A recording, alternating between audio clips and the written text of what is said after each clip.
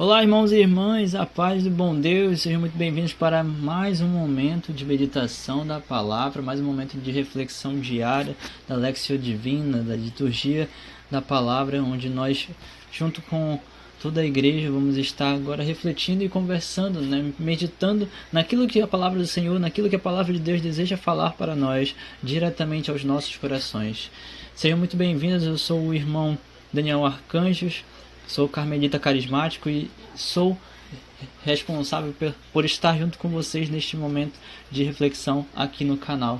Sejam muito bem-vindos e que nós possamos estar totalmente abertos para a ação do Espírito Santo, para a ação do Senhor em nós. Estamos reunidos em nome do Pai, do Filho e do Espírito Santo. Amém. Rezemos juntos invocando o Espírito Santo de Deus para que Ele nos ajude. Vem, Espírito Santo, e toque minha mente, concedendo-me o entendimento, a sabedoria, a inteligência, o conhecimento e o discernimento, e todos os dons mentais que me são necessários para compreender a Tua santa palavra. Vem, Espírito Santo, e toque meus ouvidos para que eu possa ouvir Tua doce voz e escutar as palavras de vida eterna, aumentando em mim a fé e tudo o que provém dela. Vem, Espírito Santo, e toque os meus olhos para que me sejam abertos os olhos espirituais da alma, permitindo que eu veja os Teus milagres, prodígios e sinais. Vem, Espírito Santo de Deus, e toque o meu nariz, sopra em minha vida para que eu possa ser inspirado e para que assim eu possa sentir os perfumes do Santo Evangelho e os perfumes do Jardim de Deus. Vem, Espírito Santo, toque meus lábios para que me seja dada a dignidade de falar da Tua santa palavra, a fim de que eu pregue o Evangelho aos meus irmãos e irmãs por todo o mundo. Vem, Espírito Santo de Deus, e toque minhas mãos para que eu possa seguir firme, operando boas obras neste mundo, batizando as almas no fogo do Teu amor, para a construção do Teu reino. Vem, Espírito Santo, e toque meus pés, revestindo-os com as sandálias que vão nos conduzir pelo caminho, com inesgotável retidão na jornada rumo à salvação no céu. Vem, Espírito Santo, e toque meu coração, inflamando-me com Teu fogo abrasador e fazendo morada dentro de mim para que eu seja Tua casa, inteiramente Teu, guiado e movido tão somente por Ti. Vem, Espírito Santo, e toque minha alma, queimando-a inteiramente para que ela seja purificada, lavada e incendiada pela Tua chama viva de amor misericordioso e santidade. Tudo isso clamo a Ti por Cristo Senhor nosso. Amém. Amém, meus irmãos, que nós possamos então ler, iniciar nossas leituras, iniciar nossos momentos de meditação. Com a primeira leitura do dia de hoje, livro de Samuel, primeiro livro de Samuel, a continuação daquilo que nós lemos ontem. Vai nos dizer o seguinte: naqueles dias, Ana levantou-se depois de ter comido e bebido em Silo. Ora, o sacerdote Eli estava sentado em sua cadeira à porta do templo do Senhor. Ana, com o coração cheio de amargura, orou ao Senhor derramando copiosas lágrimas, e fez a seguinte promessa, dizendo: Senhor Todo-Poderoso, se olhares para a aflição de tua serva e te lembrares de mim, se não te esqueceres da tua escrava e lhe deres um filho homem, eu o oferecerei a ti por todos os dias de sua vida, e não passará navalha sobre sua cabeça. Como ela se demorasse nas preces diante do Senhor, Eli observava o movimento de seus lábios. Ana, porém, apenas murmurava. Os seus lábios se moviam, mas não se podia ouvir palavra alguma. Eli julgou que ela estivesse embriagada, por isso lhe disse: Até quando estarás bêbada? Vai tirar essa bebedeira. Ana, porém, respondeu: Não é isso, meu senhor. Sou apenas uma mulher muito infeliz, não bebi vinho, nem outra coisa que possa me embebedar. Mas desafoguei a minha alma na presença do Senhor. Não julgues a tua serva como uma mulher perdida, pois foi pelo excesso da minha dor e da minha aflição que falei até agora. Eli então lhe disse: Vai em paz, e que o Deus de Israel te conceda o que lhe pediste. Ela respondeu: Que tua serva encontre graça diante dos teus olhos. E a mulher foi embora, comeu, e o seu semblante não era mais o mesmo.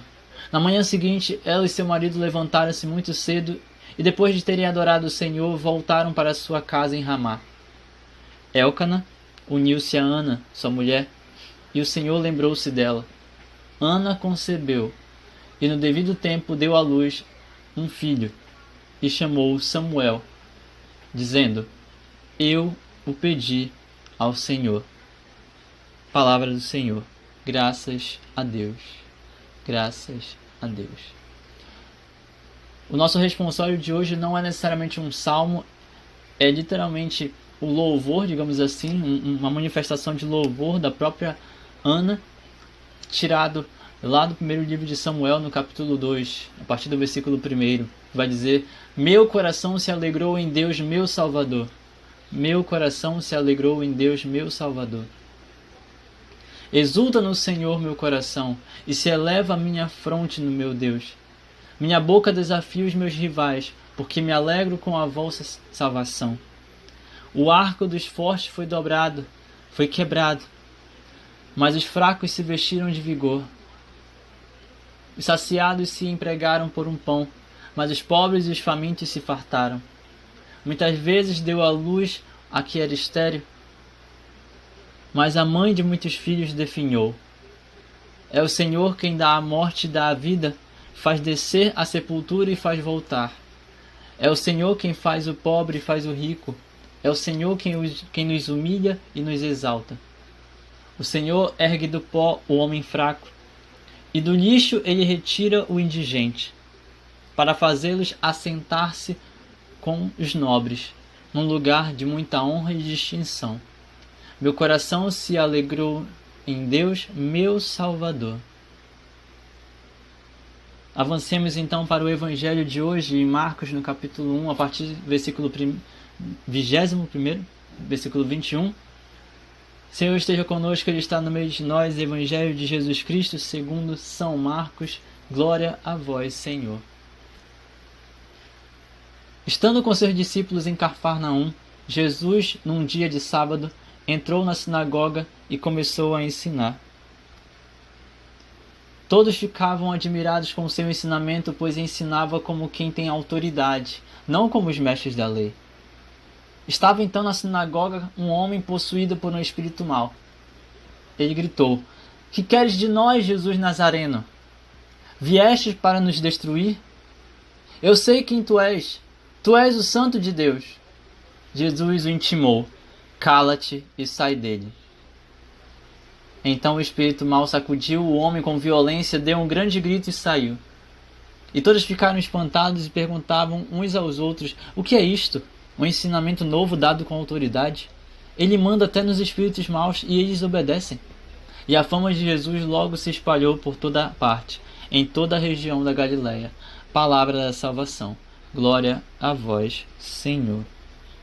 Meus irmãos e irmãs, eu fiquei esperando uma outra passagem do Evangelho, mas ok, tudo bem. Não tem problema. Eu fiquei esperando outra passagem do Evangelho por conta justamente das leituras anteriores em relação à primeira leitura e aos próprios salmos, né? Mas enfim.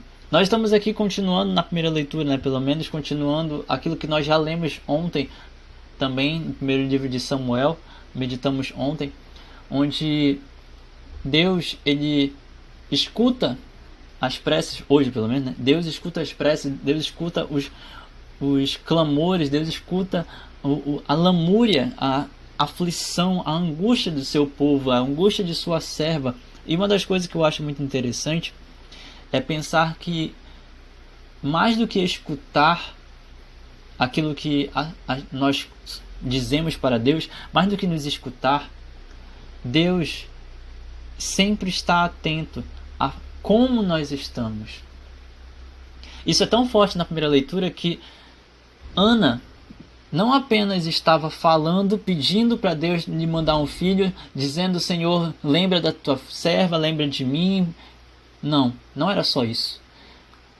Se não te esqueceres da tua escrava e lhe deres um filho homem, eu o oferecerei a ti por todos os dias de sua vida. Ela disse essas palavras. Só que ela não estava apenas falando. A palavra vai dizer no versículo 10: Ana, com o coração cheio de amargura, orou ao Senhor, derramando copiosas lágrimas. E logo em seguida ela fez a promessa. E esse ponto é algo muito interessante de se pensar, de prestarmos atenção, porque quando nós derramamos copiosas lágrimas, ou quando, neste caso, Ana estava derramando copiosas lágrimas, o Senhor estava observando.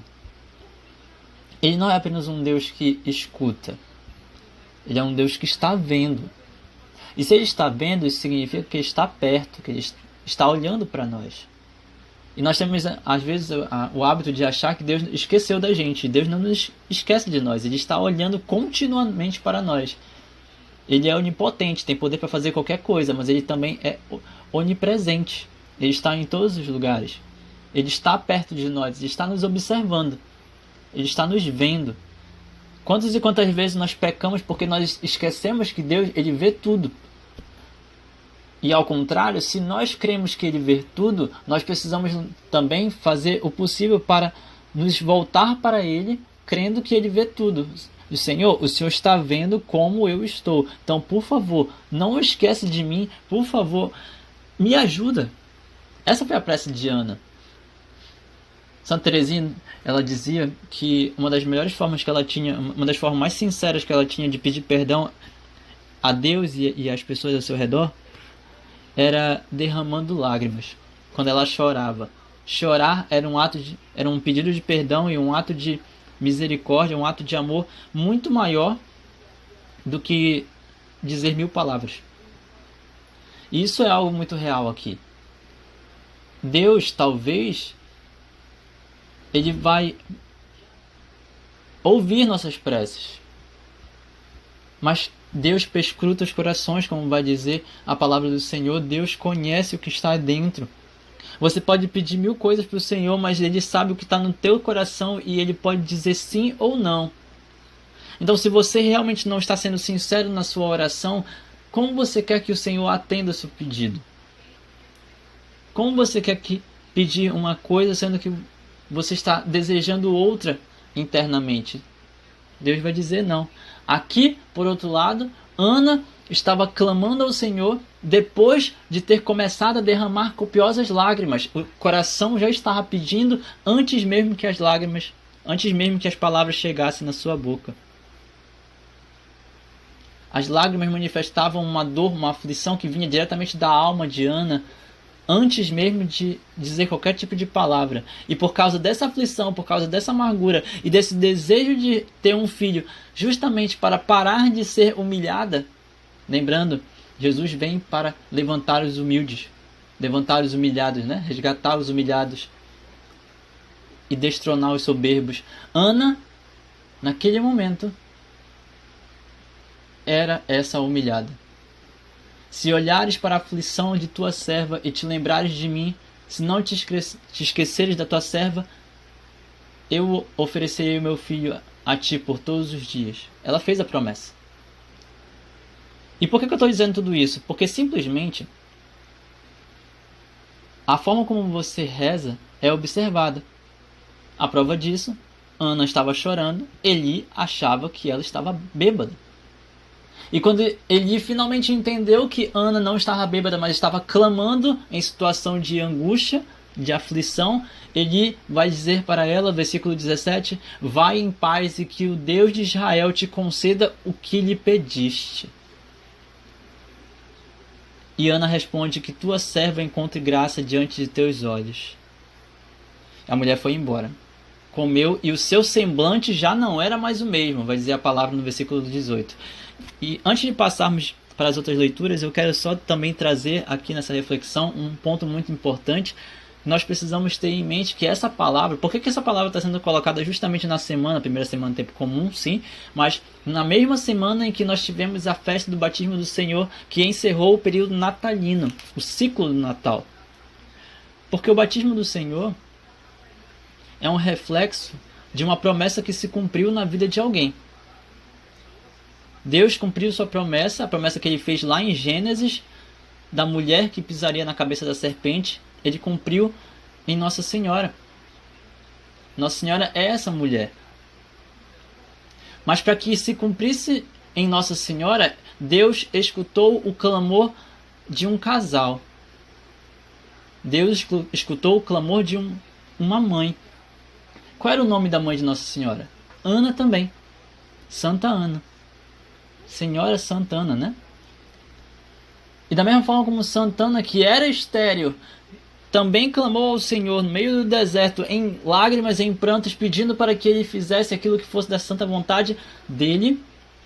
E da mesma forma como Santa Ana pediu para que enviasse esse presente e disse para Deus que entregaria o filho ou a filha nas mãos dele, o mesmo foi feito por Santa Ana. O mesmo foi feito por Ana, mãe de Samuel neste caso. Então, nós temos aqui essa passagem de 1 Samuel, desde ontem, diga-se passagem, justamente para nos lembrar que Samuel é um reflexo direto daquilo que vai acontecer lá no Novo Testamento, com Santa Ana, com Nossa Senhora, com Jesus nascendo. Isso é tão real, isso é tão forte, que quando Ana está agradecendo, né, a Eli, neste caso, versículo 17 versículo 18, nós temos justamente as palavras que refletem o Magnífica de Nossa Senhora. Percebam que Ana, ela fala muito disso, né? Se não esqueceres da tua escrava, eis aqui a escrava do Senhor, como disse Nossa Senhora. Não julgue a tua serva como uma mulher perdida. É a minha dor e a minha aflição que estou demonstrando. Lembrando que Nossa Senhora é Nossa Senhora das dores, né? Das 7 dores, das 7 espadas. Eli responde: vai em paz e que o teu Deus e que o Deus de Israel te conceda o que lhe pediste. O mesmo que aconteceu com Ana, mãe de Nossa Senhora, com Santa Ana. E Ana aqui responde que tua serva encontre graça diante dos teus olhos. E o que é que Nossa Senhora vai dizer lá no Novo Testamento? O que é que o anjo vai dizer para Nossa Senhora lá no Novo Testamento, né? Não tenhas medo, Maria, porque encontraste graça diante do Senhor. Exatamente o que acontece com Ana aqui. No mesmo sentido, na mesma forma. E aqui vale acrescentar também que Samuel tem 2 sentidos muito interessantes na origem do seu nome, porque Samuel pode significar, no caso, nome de Deus ou Deus ouve, Deus ouviu. Porque Shem significa nome, El significa Deus. E Shemuel, neste caso, nome de Deus. Só que Samuel também pode derivar de chamar, ouvir, chamar El, ouvir Deus. E neste caso, nós temos justamente aquilo que vai representar Jesus no Novo Testamento como Shemuel, nome de Deus, Jesus que verdadeiramente revela-se Filho de Deus e revela qual é o nome mais poderoso que pode ser dado a Deus que se fez carne neste caso. Jesus, nome de Deus, significa Samuel. E da mesma forma, por que Jesus veio ao mundo? Justamente porque o mundo precisava dele, justamente para cumprir a promessa que Deus faz ao seu povo. Deus ouviu o clamor do seu povo, chamar ele. Dito isto, avancemos então para o Salmo, que vai ser justamente uma continuação daquilo que nós já estamos lendo em 1 Samuel, agora indo para o capítulo 2, nas palavras da própria Ana, que levanta, né, um louvor, levanta um clamor. Meu coração se alegrou em Deus, meu Salvador. De novo, onde nós vamos escutar isso? Lá no Magnífica de Nossa Senhora. Minha alma engrandece o Senhor e meu espírito exulta de alegria em Deus, meu Salvador, porque olhou para a humildade de sua escrava. Lembrando que algumas traduções dizem serva, mas a principal tradução que se tem para as palavras de Nossa Senhora é escrava, justamente porque ela entende que o Senhor a resgatou de toda a escravidão e ela se entregou totalmente para Ele, para que ela vivesse e aceitasse exatamente aquilo que fosse da vontade dele, como uma escrava. É por isso que essa é a melhor forma de nós trazermos, né, digamos assim, as palavras de Nossa Senhora escrava e trazer também à tona as mesmas palavras de Ana aqui nas leituras. Dito isto, Minha boca desafia os meus rivais, porque me alegro com a vossa salvação, como diz o Salmo. Me alegro com a vossa salvação. E que salvação é essa? Ontem nós lemos, no Evangelho que o reino de Deus está próximo, que o tempo se cumpriu. Que salvação é essa? O próprio Jesus se fazendo presente, ao ponto de espantar, ao ponto de surpreender as pessoas à sua volta, a ponto de surpreender quem estava ali. Em Cafarnaum especificamente, as pessoas dizendo: quem é este que consegue expulsar demônios? E os demônios, detalhe, os demônios sabem quem é Jesus. Os demônios sabem quem é Jesus. Jesus Nazareno, vieste para nos destruir? O próprio demônio já está falando aquilo que Jesus foi prefigurado e foi profetizado para fazer, destruição do mal. Eu sei quem tu és, versículo 24, tu és o Santo de Deus. E Jesus, com a intenção de não deixá-lo falar muito, cala-te e sai dele. Então o espírito mal se sacudiu com violência no homem, deu um grande grito e saiu. E naquele momento em que as pessoas estão espantadas, vamos pensar duas coisinhas aqui. Primeiro, os demônios conhecem Jesus. Muita gente por aí, muitas pessoas por aí conhecem Jesus. Ou melhor, muitas pessoas por aí já ouviram falar em Jesus. E talvez os demônios conheçam Jesus muito mais do que elas. Muitas e muitas pessoas por aí já ouviram falar no nome de Jesus, Yeshua, já ouviram falar no nome dele. Mas poucas de fato desejam conhecê-la. Não são muitas, ou pelo menos a nível global, não são muitas que desejam conhecê-lo. Onde está então aqueles que desejam de fato conhecê-lo? Porque é muito fácil nós querermos fazer 1000 coisas falando de Jesus, mas é muito difícil realmente querermos conhecê-lo. Os demônios o conhecem. E você conhece realmente Jesus? Segundo ponto, não se brinca com o mal, não se brinca com demônios, não se brinca com a tentação, não se brinca com o pecado. Jesus o intimou para que ele não falasse muito. Cala-te e sai dele. Na autoridade do próprio Jesus, que é obviamente Deus, cala-te e sai dele. Muito mais do que isso. Tá, Daniel, mas eu não tenho a autoridade de Jesus. Sim, você não tem a autoridade de Jesus. Mais um motivo para que você diga: cala-te. Eu não quero pecar. Cala-te, eu não aceito essa tentação. Cala-te, eu não aceito esse mal. Cala-te, demônio. Cala-te, demônios. Cala-te, espírito mal. Eu quero, em nome de Jesus, eu quero o Senhor na minha vida. Eu quero Deus na minha vida. O que nós estamos fazendo? Estamos atraindo o Senhor? Estamos realmente fazendo orações iguais às orações de Ana, que atraem o coração de Deus? Ou nós estamos simplesmente perdendo o tempo? Que nós possamos guardar assim essa reflexão e que nós possamos desse modo buscar cada vez mais a vontade do Senhor. Buscar cada vez mais conhecer o Senhor, afastando tudo que não provém dele. Que nós possamos realmente lembrar qual é o nome poderoso do Senhor, Jesus Cristo. Qual é a finalidade de Jesus? Provar que Deus ouve. Muito obrigado a todos que escutaram até aqui estas meditações, essa reflexão. Eu espero que vocês tenham gostado. E até o próximo momento de reflexão da palavra.